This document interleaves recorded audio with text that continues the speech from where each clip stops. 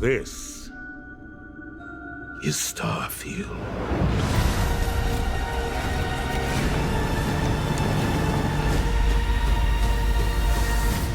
Alright, Starfield is this game that was supposed to be generation defining. It was supposed to be the first game from Bethesda after 25 years. The first new universe. And like, we're talking about the company that brought us Skyrim and Fallout.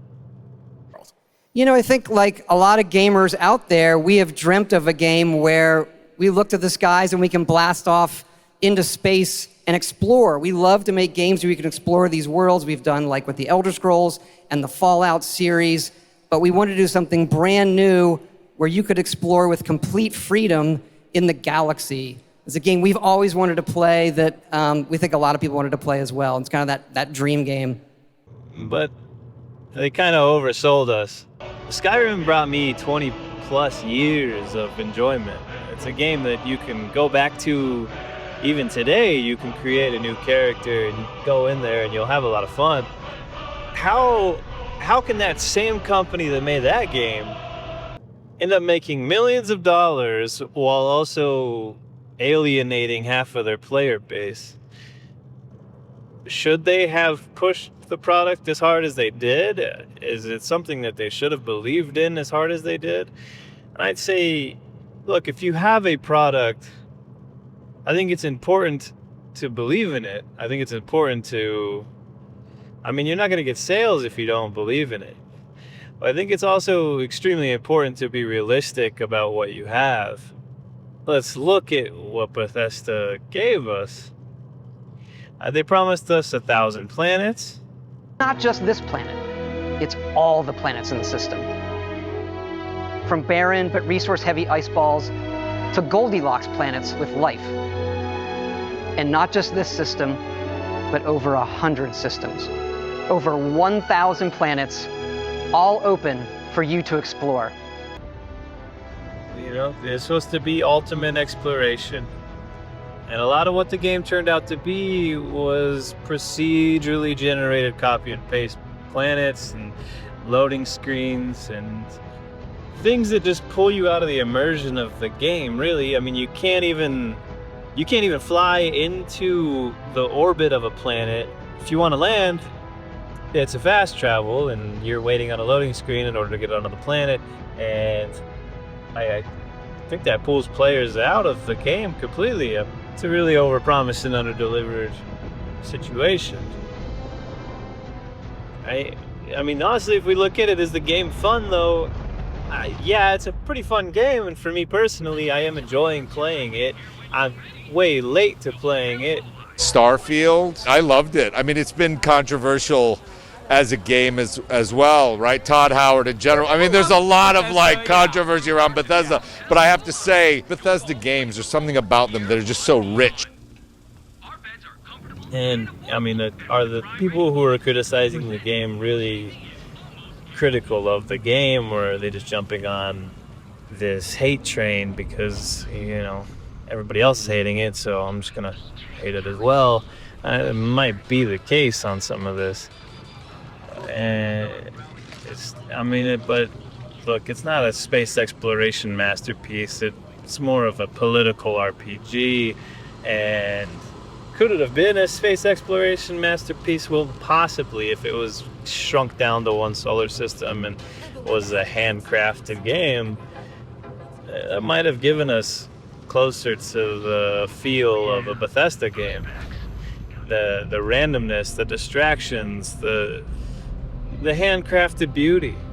I think in this day and age, we're a little over-reliant on what technology can do for us, and it's never gonna compete with what human beings are capable of creating, because a human being is always going to put their heart into it.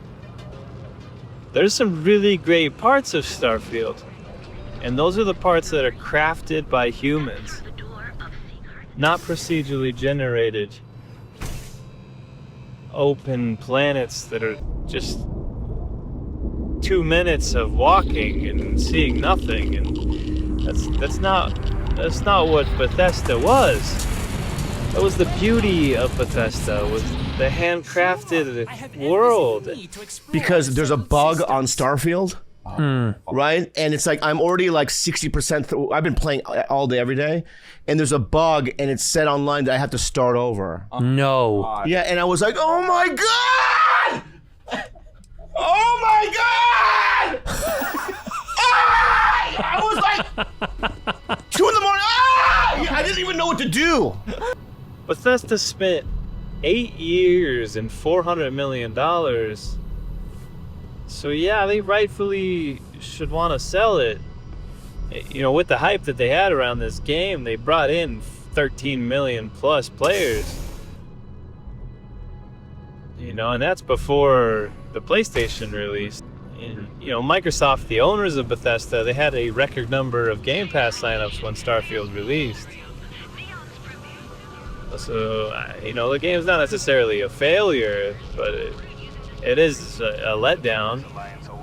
And I would say that some players, they may have lost faith in Bethesda and believe that they're past their prime. I mean, the question is are those same players that have lost faith in Bethesda going to give them another chance when it comes to Elder Scrolls 6, or are they done? Are they done with Bethesda, and are they just looking at them as a joke of a game developer now that is another company that's over-reliant on the tech instead of really honing in on the capabilities of their team? Look, I think if we can go back to the glory days of Bethesda, to that handcrafted beauty, to the constant distractions on your way across the vast world, and it doesn't have to be as immense as they tried to make Starfield. Skyrim is pretty small in comparison, and it had so much more to it. You know how many times you'd be heading across the map to a location and then get, I don't know, distracted by some side quest for 3.5 hours? I mean, that's a constant thing with Bethesda. Starfield, you don't really get that anymore. You just walk. Nothing appears. They get rid of procedural generation, get rid of the copy and paste feel, put their entire hearts into crafting every piece of their next game. It might be a historic comeback. If they sell the game for what it is, and not what they want us to believe it is, I think all might be forgiven. I'd say take a lesson from this. I'd say take a lesson from Bethesda, take a lesson from Todd Howard, and apply this to your life. I think it's a great thing whenever you can look at the semi-failure or the shortcomings of something, and we can take that and we can say, how can I use this in my own life to make my life better? I think there's a couple of lessons here that some people just looking at a game to be a game aren't really going to realize. And I think the real lessons here are to be realistic and don't oversell your product. We're talking personally, don't oversell yourself. Remember to always under-promise and over-deliver, and that's with a product, that's with you. Look, the fact of the matter is you can sell anything with enough hype. And you can land a job, you can land a relationship, you can land friendships with enough hype. I mean, if people are hyped on you, you absolutely can travel through life like that. If everything is built around hype around you, nothing's going to have true depth around you. It's just going to be hype. Eventually you're found out. Don't oversell yourself. Be honest about who you are. Don't try to build your life on hype.